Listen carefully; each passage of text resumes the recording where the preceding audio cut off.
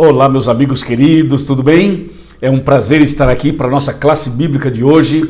Um abraço para os pastores, um abraço para cada um de vocês e tenho certeza absoluta que a mensagem de hoje vai ser uma bênção para você e para mim também. Bom, você sabe que nesses últimos dias, nas últimas semanas, nós estamos trabalhando sobre o santuário e o juízo final dentro da série Apocalipse, a Resposta. Hoje nós vamos concluir o tema da semana passada e vamos falar sobre os livros do juízo. Esse é um tema realmente importantíssimo, por isso eu convido você a pegar a sua Bíblia, a minha já está aqui, e nós vamos então estudá-la a partir desse momento sobre exatamente esse tema. Bom, já oramos, já está tudo preparado, tudo ok, e nós vamos diretamente ao nosso tema de hoje. Eu convido você a abrir a Bíblia comigo no livro de Daniel. Daniel, capítulo de número 7. Olha que texto importante esse daqui. Daniel 7. Pode abrir a sua Bíblia aí, que eu estou abrindo a minha aqui. Versículos 9 e 10. Diz assim: Continuei olhando até que foram postos uns tronos, e o ancião de dia se assentou. Sua veste era branca como a neve, e os cabelos da cabeça como a pura lã. O seu trono eram chamas de fogo, e as suas rodas eram fogo ardente. Um rio de fogo manava e saía de diante dele. Milhares de milhares o serviam, e miríades de miríades estavam diante dele. Assentou-se o tribunal e se abriram os livros. Esta é a cena do juízo. Você vê nessa cena, você vê tronos, você vê fogo, você vê aqui, como diz o próprio texto, um rio de fogo. Você vê milhares de milhares servindo, são os anjos. E o verso 10 fala assim: Assentou-se o tribunal e se abriram os livros. Observe que a expressão abriram-se os livros está mostrando que existem livros, muitos livros, né? Nós não sabemos exatamente quantos livros são. A Bíblia nos dá a entender pelo menos 3, e são esses 3 que nós vamos conversar e mencionar e explicar sobre eles. Mas nós imaginamos que existam outros livros além desses 3. Mas o detalhe é: assentou-se o tribunal e se abriram os livros. Quais são esses livros? Para que servem? E como funciona no juízo final? Bom, hoje eu vou fazer aqui uso de um computador com algumas informações aqui à minha esquerda e aqui à minha direita a Bíblia Sagrada, e nós vamos assim conversando um pouco mais detalhadamente, profundamente em nossa classe bíblica. Por favor, meu amigo, minha amiga, meu irmão, minha irmã, fique atento aqui em cada detalhe. Vamos dar uma recapitulada rápida no tema da semana passada. Nós perguntamos quem é quem no juízo final, lembra? Por exemplo, quem é o juiz, quem é o advogado de defesa, quem é o advogado de acusação, quem são as testemunhas, quem são os réus e qual é a lei usada como norma para o juízo. Essas foram as perguntas que nós fizemos. Aí, em seguida, eu mostrei aquela tabelinha, aquele diagrama profético, diagrama do juízo, está lembrado? Onde na coluna da esquerda eu coloco ali juiz, advogado, acusador, testemunhas, réu e lei. E aí no lado direito a gente vai preenchendo as 3 colunas, cada coluna representando uma fase do juízo. O juízo de investigação, a primeira, o juízo de comprovação, a segunda, e o juízo de execução, a terceira coluna. Você está lembrado? Quem é o juiz na primeira fase? Lembra? É Deus, né? Deus é o juiz. Quem será o juiz na segunda fase? Os salvos, os justos, os santos. E quem vai ser o juiz na terceira fase? Cristo Jesus. Ok? Lembrou, né? Muito bem, vamos em frente. Quem é o advogado de defesa na primeira fase? É Cristo Jesus. Como a própria Bíblia diz, temos um advogado perante o Pai, Cristo Jesus. Bem, eu não estou citando e nem lendo os textos, porque já fizemos isso a semana passada. Agora, eu estou apenas recapitulando com você. Na segunda fase do juízo, que será durante o milênio, não haverá advogado de defesa. Por quê? Porque durante o milênio já estará definido. Quem se salvou, quem não se salvou, não se salvará mais, não haverá mais intercessor. E na terceira fase, depois do milênio, também não haverá advogado de defesa. Portanto, o advogado de defesa, que é Cristo, só existe agora na primeira fase. E por isso nós devemos aproveitar esta grande oportunidade que nós temos hoje de ter a Jesus como nosso advogado. Amém? Vamos continuar. Quem é o advogado de acusação na primeira fase? Na primeira fase, o advogado de acusação é Satanás, como diz Apocalipse 12, de 7 a 9. E na segunda fase, durante o milênio, quem vai ser o advogado de acusação? Não haverá, por quê? Porque Satanás estará preso, não é verdade? E quem vai ser o advogado de acusação depois do milênio? Vai ser o próprio Satanás. Por quê? Porque com a ressurreição dos ímpios, ele, o inimigo, será solto por um pouco de tempo. Ok? Vamos para a quarta definição. Quem são as testemunhas na primeira, na segunda e na terceira fase? Claro, são os anjos de Deus. Os anjos são as testemunhas das três fases, porque os anjos estão conosco todo o tempo. E são eles quem anotam os nossos pecados, também as nossas coisas boas. Os anjos são os relatores, eles anotam, relatam tudo o que acontece conosco aqui na terra. Portanto, os anjos são testemunhas nas três fases. Ok, quem está sendo julgado agora? De acordo com 1 Pedro 4,17, o julgamento começa pela casa de Deus, isto é, por aqueles que aceitaram Jesus como Salvador, aqueles que se entregaram a Jesus, que são os seguidores de Cristo, portanto, os justos. Na segunda fase, durante o milênio, serão julgados os ímpios, juízo de comprovação, tá lembrado, né? E na terceira fase, a sentença final, as palavras finais de Cristo serão dirigidas aos dois grupos, a todos, aos salvos e aos perdidos, como diz Mateus 25, 34 e 41. Lembra, né? Muito bem. Qual é a lei que vai ser usada como norma para o juízo? São os 10 mandamentos nas três fases, como diz Tiago 2, de 10 a 13. E assim a gente preencheu o diagrama do juízo e agora acabamos de recapitular tudo isso. Você deve ter tudo isso já, porque a semana passada nós enviamos esse material ao seu pastor e o seu pastor com certeza já encaminhou para você. Bom, relembrou? Ok, maravilha. Se a gente já relembrou, agora nós podemos dar um passo a mais. Eu também mandei os textos bíblicos para vocês de tudo isso que nós acabamos de mencionar. Agora, o texto que a gente leu em Daniel 7, versos 9 e 10 fala: assentou-se o tribunal e abriram-se os livros. Bem, abriram-se os livros. Eu também posso mencionar para você outros textos bíblicos e vou fazê-lo a partir de agora.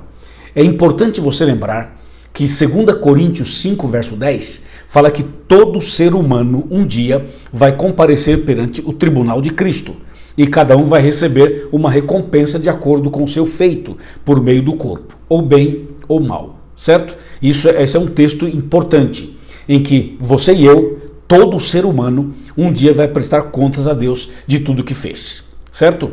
Então o juízo é uma realidade, ninguém poderá escapar desse juízo. Agora vem a pergunta, quando Daniel fala, assentou-se o tribunal e abriram-se os livros, eu vou mencionar 3 livros. O primeiro livro chama-se Livro da Vida.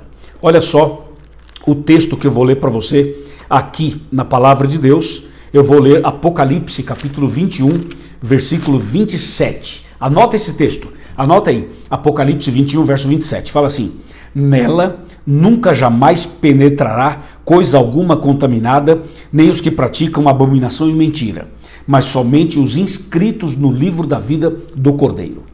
Resumindo, só poderá entrar na Nova Jerusalém, só poderá ter vida eterna aquele que tiver o seu nome inscrito no livro da vida. Portanto, o livro da vida é o livro onde Deus registra os nomes das pessoas que aceitaram Jesus, se converteram e foram batizadas. Aí o nome dessa pessoa é registrado no livro da vida. Veja como isso é muito sério e muito profundo. Veja o que diz Apocalipse capítulo 20, verso 15. Olha só, Apocalipse 20, verso 15, fala assim: e se alguém não foi achado inscrito no livro da vida, esse foi lançado para dentro do lago de fogo. Percebeu como é sério esse assunto? Então, é importante lembrar que o primeiro texto que eu li, Apocalipse 21, 27, fala que se alguém não foi achado, se a pessoa não tiver o nome no livro da vida, ela não poderá entrar na Nova Jerusalém e nem ter a vida eterna.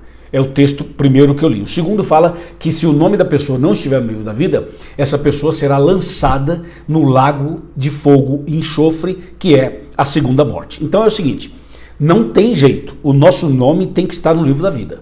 O meu nome e o seu nome tem que estar lá, entendeu? Mesmo que você tenha tido uma fraqueza, cometeu algum erro, caiu em alguma transgressão, você pode e deve se arrepender, se ajoelhar, confessar os pecados para Deus, pedir perdão em nome de Jesus e continuar, para que o seu nome, para que o meu nome, para que o nosso nome permaneça no livro da vida. Atenção, só pode entrar na vida eterna quem tiver o nome no livro da vida. E se o nome não estiver no livro da vida, esse vai ser lançado para dentro do lago de fogo. É muito sério, não é? Agora veja o que diz Apocalipse 3, verso 5. Olha só que texto importante esse daqui. Apocalipse 3, verso 5, na carta que Jesus envia a Sardes. Fala assim: o vencedor será assim vestido de vestiduras brancas, e de modo nenhum apagarei o seu nome do livro da vida. Pelo contrário, confessarei o seu nome diante de meu Pai e diante dos seus anjos. Perceba que esse texto, ele corrobora com os textos anteriores. Diz assim, claramente diz assim, que o vencedor, quer dizer, a pessoa que vencer, diz o texto, será vestido de vestiduras brancas e de modo nenhum apagarei o seu nome do livro da vida. Então, nós precisamos ser pessoas vencedoras. E como é que a gente vai vencer? A gente só pode vencer com aquele que venceu na cruz, com aquele que venceu por nós.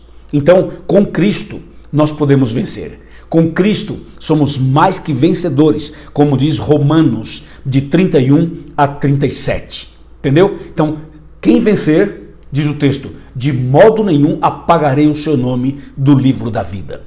Amém? É um texto poderosíssimo, né? Uma mensagem fortíssima, maravilhosa.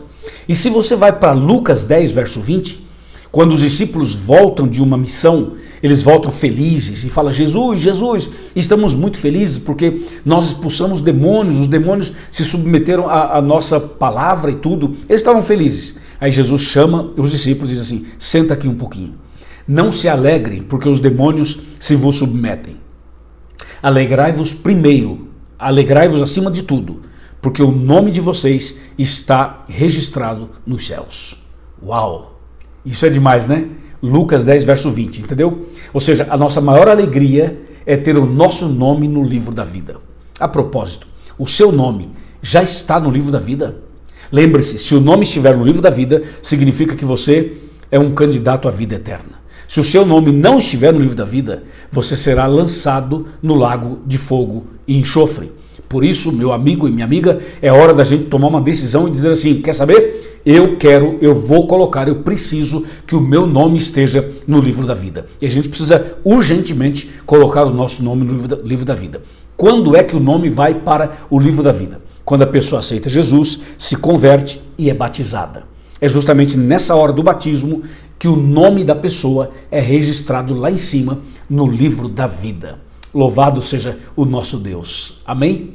É demais isso, né? Extraordinário. Agora nós vamos passar para um outro livro e depois para o terceiro livro e no final eu volto no primeiro para a gente falar um pouco mais sobre o livro da vida. Tá bom? Maravilha. Então veja, assim como Jesus foi batizado, nós também devemos ser batizados para que o nosso nome esteja no livro da vida. Agora eu vou mencionar para você o segundo livro. Chama-se Livro Memorial ou Livro das Memórias. Pega a sua Bíblia junto comigo e vamos abri-la em Malaquias. Malaquias é o último livro do Velho Testamento. Nós vamos ler o capítulo 3 de Malaquias, capítulo 3, verso 16. Olha que texto muito importante para o estudo de hoje. Malaquias 3,16 fala assim: então os que temiam ao Senhor falavam uns aos outros. O Senhor atentava e ouvia. Havia um memorial escrito diante dele para os que temem ao Senhor e para os que se lembram do seu nome. Ouviu? O texto fala assim: havia um memorial escrito diante dele para os que temem ao Senhor e para os que se lembram do seu nome. Então esse livro chama-se Memorial, é o livro das memórias. E o que é que Deus anota nesse livro? Deus anota nesse livro as boas obras, as coisas boas que a gente faz, entendeu? Os anjos anotam ali. Então esse livro Memorial é um livro onde Deus registra as nossas boas obras, as nossas boas ações, as nossas atividades positivas em favor das pessoas, de Deus, da igreja, enfim, as boas obras. Eu vou aqui fazer uma menção algumas coisas só como exemplo, apenas algumas, para você ter uma ideia do que é registrado nesse livro. Está preparado? Se prepara aí, se ajeita aí. Deixa eu me ajeitar aqui também. Se ajeita na sua cadeira, respira fundo. Respira fundo, porque eu vou ler para você agora algumas frases que resumem aquilo que Deus anota no livro Memorial. Primeiro, toda tentação resistida. Veja, todos nós somos tentados. Muitas vezes resistimos, outras vezes caímos. Então, atenção, toda tentação resistida. Quando você resiste à tentação em nome de Cristo, isso é anotado no livro Memorial. Amém? Segundo, todo mal vencido. Veja, uma coisa é você resistir à tentação. Resiste hoje, resiste amanhã, resiste depois. Agora, outra coisa é vencer o mal. Todo mal vencido é anotado no livro Memorial. Incrível, né? Terceira frase. Toda palavra de compaixão. Toda palavra, porque a boca fala daquilo que o coração está cheio. Então, toda palavra de compaixão. Olha que bonito isso, né? Não é bonito? Também Deus anota no livro Memorial palavras de compaixão. Que emocionante, né? Que maravilhoso isso. Outra frase. Todo ato de sacrifício. Nesse caso, sacrifício para a gente, na caminhada cristã, sabe? Às vezes a gente tem dificuldades em casa, na família, no trabalho, na escola, no dia a dia, para servir a Deus. E muitas vezes você faz um sacrifício para ir à igreja, para estudar a Bíblia, para fazer as coisas de Deus. Então todo ato de sacrifício para andar com Deus, para servir a Deus, Deus anota, porque isso tem o seu valor para Deus. E a última frase, todo sofrimento suportado. Claro, sofrimento suportado por amor a Deus, na causa de Deus, na caminhada com Deus. Veja como Deus considera cada detalhe. Anotou aí? Vou ler de novo para você. Toda tentação resistida, todo mal vencido, toda palavra de compaixão, todo ato de sacrifício, todo sofrimento suportado. E esse aqui é só um resumo, porque o livro Memorial é o livro das boas obras. Tudo que você faz de bom, tudo que você faz de positivo, Deus anota no livro Memorial. Que tremendo, né? Isso aqui é um desafio para nós e é um apelo para nós, para que a gente possa fazer mais coisas boas em favor de Deus, da igreja e do próximo. Concorda comigo? Porque é dessa maneira que a gente vai abençoar outras pessoas e quando abençoamos outras, nós mesmos somos abençoados. É ou não é? Maravilhoso, né? Esse é o livro Memorial. Vamos para o terceiro livro. O terceiro livro é o livro da morte. É o livro dos pecados, onde Deus anota os pecados, os nossos erros e problemas. Bom, nós vamos então abrir a Bíblia para ler sobre isso. Eu vou ler 2 textos com você, tá bom? O primeiro texto está em Jeremias, no capítulo 2, verso 22. Pega a sua Bíblia, mais uma vez, vamos para Jeremias. Capítulo 2, está bem aqui, verso 22. Esse texto é pequenininho, mas ele é extremamente importante. 2:22, fala assim: pelo que ainda que te laves com salitre e amontoes potassa, continua a mácula da tua iniquidade perante mim, diz o Senhor Deus. Esse texto está dizendo o seguinte: por mais que você se lave, por mais que você faça higiene, por mais que você seja uma pessoa limpa, por mais que você tome banho, você pode usar sabão, salitre, shampoo, qualquer produto de higiene, de limpeza, você pode usar isso no seu corpo, você pode tomar vários banhos por dia. O texto diz: ainda assim os seus pecados continuam registrados, anotados, escritos perante mim. Por quê? Porque a água, o shampoo, o sabonete, o sabão, o salitre, todos esses produtos podem nos limpar por fora, mas não limpa por dentro. Não existe um banho que limpa a consciência. Não existe um banho que limpe o coração. Não existe um banho que tira ódio, que tira raiva, que tira inveja, que tira essa mágoa terrível do coração, sabe? Então, o texto fala assim: você pode tomar banho com o que for, pode se lavar como for, pode usar qualquer produto que você quiser. O seu pecado continua. Porque só existe uma maneira de se ver livre do pecado. É através do sangue de Cristo. Quando a gente se arrepende, confessa e abandona. Aí Deus nos perdoa, nos purifica, nos dá um novo coração e a gente então passa a viver uma vida livre dessa mancha pecaminosa, desse pecado maligno e terrível. Entendeu? Então o texto fala claramente sobre isso. Agora, o outro texto que eu queria ler está em Mateus.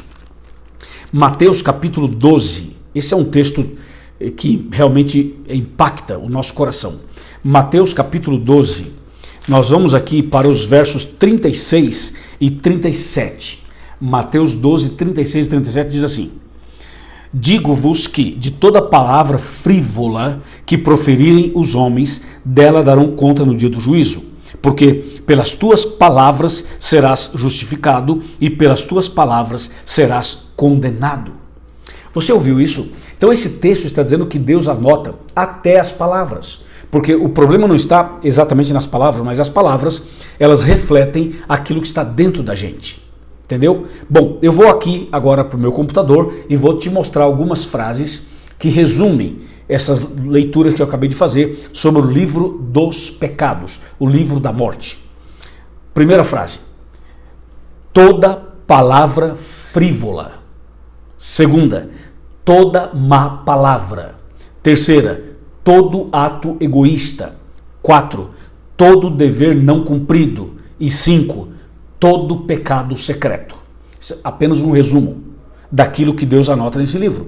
O livro da morte é o livro das más obras. Vou repetir: toda palavra frívola, palavrão, palavra de baixo calão, palavras agressivas, palavras de desânimo, palavras de humilhação, entendeu? Esses bullying que são feitos por aí, essas palavras malditas, entendeu? Diabólicas, elas ferem, elas machucam, elas matam. Sabia que as palavras podem matar? Sim, senhor, sim, senhora. Então, essas palavras frívolas, essas más palavras, essas palavras malditas, elas são terríveis e elas são anotadas por Deus no livro memorial, entendeu? Deus anota ali. Memorial não, desculpe, eu falei livro memorial, não é memorial, é o livro da morte, é o livro dos pecados.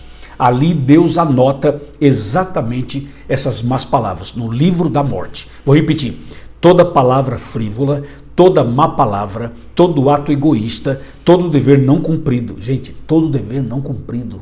Já imaginou isso? Isso é muito forte, não é? Todo pecado secreto. Você sabe que isso é para chamar a nossa atenção, nos despertar para que a gente possa melhorar, crescer, servir a Deus, andar com Deus. Porque o pecado secreto também é registrado. E todo ato egoísta, veja, isso é terrível, né? Todo ato egoísta Deus também anota. Resumindo, o livro da morte é um livro onde Deus anota as más obras. Por isso, vigiemos e oremos, para que a gente não venha cair nesse erro de cometer os pecados e permanecer nos pecados constantemente. Meu amigo, minha amiga, eu falei de 3 livros: o livro da vida, o livro memorial e o livro da morte.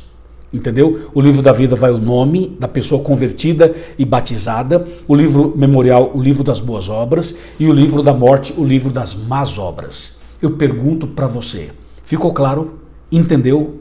Agora veja, como é que funciona no juízo? No juízo funciona mais ou menos assim, porque a gente não tem como cravar 100%, só Deus é quem sabe. Mas, assim, mais ou menos para você ter uma ideia. Quando chega o momento de julgar cada um de nós, a primeira coisa que se observa é se o nome da pessoa está no livro da vida. O nome está? Está. Ok. Então agora vamos para o livro da memorial. Aí olha o livro memorial, tudo que a pessoa fez. Agora vamos para o livro dos pecados. Aí olha a lista de pecados. Depois que a pessoa se converteu, aceitou Jesus, se entregou a Jesus, ela pode ter cometido pecados, e até muitos ou poucos pecados. A questão não é a quantidade de pecados cometidos depois da conversão. A questão é, cada pecado que ela cometeu, houve arrependimento? Houve confissão? Houve abandono? Bom, se a pessoa pecou, se arrependeu, confessou e abandonou, na frente do pecado, do registro do pecado, Deus escreverá assim: perdoado, entendeu? Então essa expressão perdoado anula, ou seja, está dizendo o seguinte: esse pecado aqui não tem mais poder, porque Deus perdoou através do sangue de Cristo. por isso está perdoado. Então, se a pessoa depois que se converteu, depois que aceitou Jesus, ela cometeu milhares de pecados, mas ela se arrependeu todas as vezes, confessou e abandonou, então na frente de cada pecado estará escrito perdoado, perdoado, perdoado, perdoado, perdoado.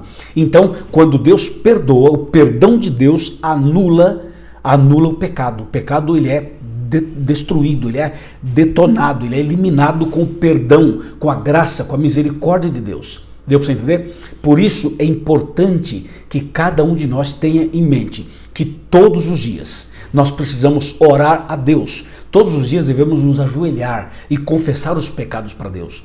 Não vá para a cama sem confessar seus pecados. Não durma sem se acertar com Deus. Porque se você for dormir sem se acertar com Deus e morrer naquela noite, você morre perdido.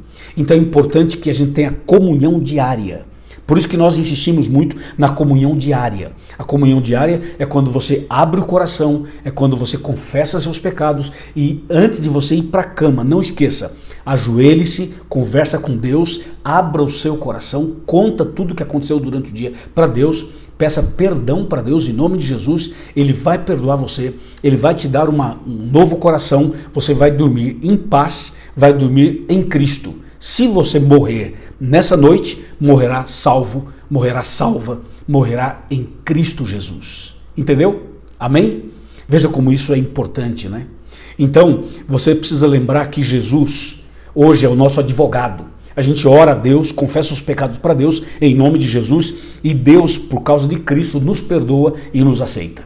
Agora, no futuro, depois do milênio, Jesus não será mais o nosso advogado, ele será o nosso juiz. Então, nós temos que aproveitar agora. Agora é a grande chance que nós temos de salvação. Agora é que nós temos que ir a Deus em nome de Cristo. Nós temos essa graça. Estamos no tempo da graça, da misericórdia, da bênção de Deus. Essa bênção está disponível para você e para mim. Pega isso, agarra isso no seu coração. Amém? Que Deus abençoe você e a mim também. Hoje, meu amigo e minha amiga, é dia de decisão. Nós não podemos fazer um estudo como esse e terminar assim do nada. Temos que tomar uma decisão. A decisão de ter o nosso nome no livro da vida. A decisão de confessar os pecados a Deus em nome de Jesus. A decisão de passar pelas águas batismais. A decisão de permanecer firme na fé, com Cristo Jesus, aconteça o que acontecer. Temos que tomar essas decisões. E eu pergunto, você está disposto e disposta a fazer essa decisão hoje? Se você estiver disposto ou disposta, levante a sua mão e diga: eu aceito isso, eu quero isso para minha vida, eu quero confessar meus pecados todos os dias, eu quero andar com Cristo todos os dias, eu quero me batizar, eu quero ser fiel a Deus, eu quero me preparar para o céu, eu quero o meu nome no livro da vida. Levante a sua mão dizendo isso no seu coração e Deus vai anotar essa decisão sua e vai ficar registrada lá no céu. Amém? Amém. Deus seja louvado. Agora eu pergunto para você, você que ainda não se batizou, Jesus está chamando você, sabia? Você, minha irmã, você, meu irmão, chamando você para você chegar mais perto e se batizar. Procure o pastor Crisley, o pastor Marcos Santos, o pastor Pablo, o pastor Marcos Seifert. Procure o seu pastor e diga assim: olha, eu estou fazendo um estudo bíblico, estou acompanhando a classe bíblica, eu quero me batizar. Eu preciso me batizar. Eu quero que o meu nome esteja no livro da vida. Por favor, me ajudem. E você vai se preparar e nós vamos batizar você. É isso mesmo. Se você mora nos Estados Unidos, lembre-se que em junho eu estarei com vocês. Se prepara, dá tempo ainda. Conversa com o pastor, organiza a sua vida, põe tudo em ordem e prepare-se para ser batizado, batizada em junho. Amém? Se você mora em outros países, como o Brasil, ou quem sabe algum país da África, algum outro lugar, procure o seu pastor e fale que você quer também se batizar. Fale que você também quer nascer de novo. Fale que você quer o seu nome no livro da vida.